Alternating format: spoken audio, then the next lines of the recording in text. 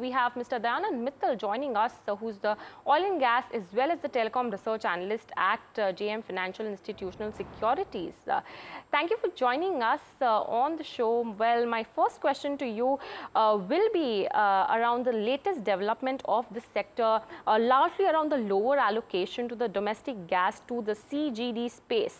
Can you give us some more idea about how do you see your view on the gas companies in this space? Yeah, good afternoon. Thanks for having me. Obviously this sharp cut in APM gas allocation for CGD sector by another 20% after last month's 20% cut.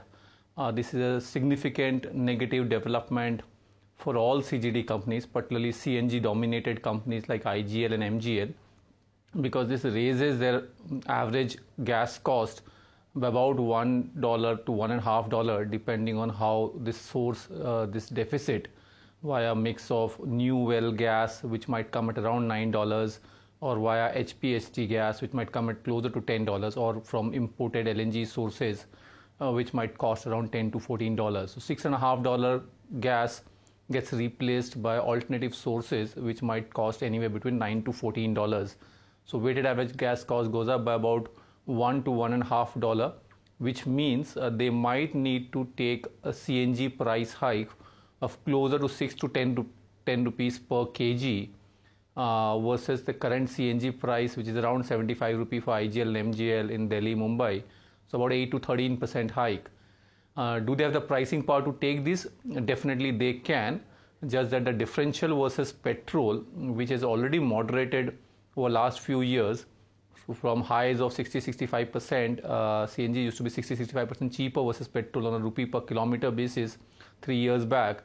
That has come down to more like 40-45% currently, and after this 2 successive APM allocation cut, that might come down to more like closer to 35%.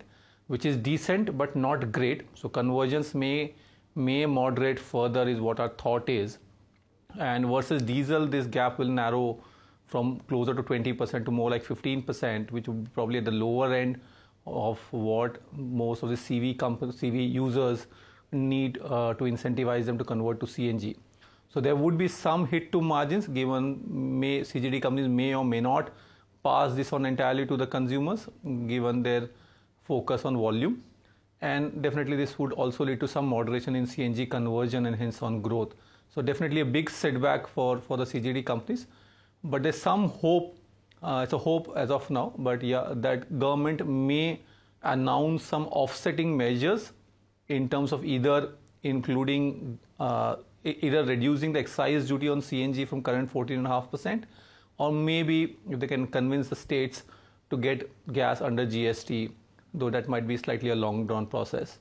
Yeah, so we have currently downgraded both the stocks to sell because of this negative development. Got it, Mr. Mittal. But you speak of a scenario. First of all, natural gas getting into under the GST regime. That's a longer process. In terms of excise duty cuts, do you think that's more likely, or the CNG price hike is more likely? Because we do have ongoing state elections, and this also comes in a time where people are also expecting petrol and diesel price cuts. So how does all of that play out in terms of price hikes or cuts in certain aspects of pricing? So what I understand, and all these companies during the recent con call also suggested that they are in discussion with ministry, because this is a significant detrimental step and would reduce incentive for these companies. Particularly, there are many new CGD companies which have taken license in last few years, so their investment plans might get jeopardized. And hence they are discussing with government to see how this negative impact can be offset. So probably government might take this call shortly, next hopefully few weeks. And if this excise duty cut comes in, then maybe there may not be a requirement for a CNG price hike. But if this doesn't come through, then the CGD companies might be forced to take price hike. They might decide, instead of taking a one-time 8 to 10% huge hike, they might try to phase it out over next few months. That's a possibility. So there could be some near-term impact on earnings, but largely I think they should be able to pass it on but yeah, would have long-term negative consequences of that in terms of lower margin and volume growth profile. Got it, Mr. Mittal. Let's shift to the, oil, upstream and downstream segment.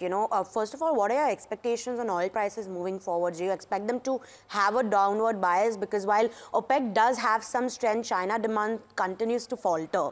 And in the light of this, what's the outlook on the upstream companies, which especially ONGC, who's seen production declining for almost 6 years now? Yeah, so our thought is that OPEC Plus still has got a reasonably strong pricing power, primarily because US crude production is not rising as fast as it used to do pre-COVID. It used to grow by 1 million barrels per day on an annual basis pre-COVID. Now it grows by 0.3, 0.4 million barrels per day. So it's not as strong. Plus, during COVID, we saw how sharply OPEC cut output by 10 million barrels per day to offset the huge demand setback. So they have that ability to cut output further. They've currently cut output by about 5.8 million barrels per day versus 10 million that they had cut during COVID. So given the strong pricing power, do we agree the Chinese demand concern is a genuine concern from a medium to long term? But next 2-3 years, we believe OPEC Plus, because of the strong pricing power, can support crude around at $75-80 per barrel, which is Saudi's fiscal break-even. And yeah, but from a 5 to 10 year view, we think because of the potential impact of EVs and alternate fuels like LNG on oil demand, oil will gradually head closer to the marginal cost of production, which is closer to $60. So given the near-term positive view on crude, we have a positive view on ONGC and Oil India. The stocks have corrected in the last 1 or 2 months by about 15-20% plus. So we think this is a good price at which both these stocks can be bought, particularly given both these companies after a long time would show some production growth. Particularly Oil India can show cumulative production growth of 15-20% over a 2-3 year period. Also ONGC can show about 10 to 12% production growth over a 2 year period. So both these factors, production growth coming back after a long time, plus a view crude will be around at $875 per barrel. And also government's policy seems to be suggesting government is in favor of these companies making good money so that we can reduce crude import bills, etc. So that sounds favorable for both these companies, and hence we have a positive view on both the names. Two last questions. My first one is in terms of the oil marketing companies. Now, I read your recent report and you believe that the OMC's risk-reward ratio is currently unfavorable. But what about investors who are already invested? What's the outlook for them there? So we have this cautious view on OMCs for some time now. Stocks have corrected as well. Now the valuation is still in a more reasonable zone. The key thing to watch out here would be currently they are making very high marketing margin, about 8-10 rupee per liter, versus historically they make about 3.5 rupee per liter. Our sense is once crude stabilizes, probably with the change in US president, once there's more clarity on the Trump administration policies and its potential implications on crude oil prices, then Indian government might decide on what to do, given there's a scope for either cutting petrol diesel price by about 5 rupee per liter, or they can alternatively hike excise duty to boost its revenue to either reduce fiscal deficit or use that for other sources of expenditure.